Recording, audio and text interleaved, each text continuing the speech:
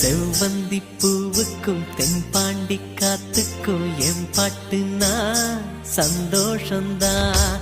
என் மாமன் பொண்ணுக்கு சிங்கார கண்ணுக்கு என் பாட்டுனா சந்தோஷந்தான். அம்மாடிவோம் கொலுசு சத்தம் ஆதாரமா நெஞ்சில் நிற்கும். அழகே உன் பேர் சொன்ன கவிதை கொட்டும். செவ்வந்தி பூ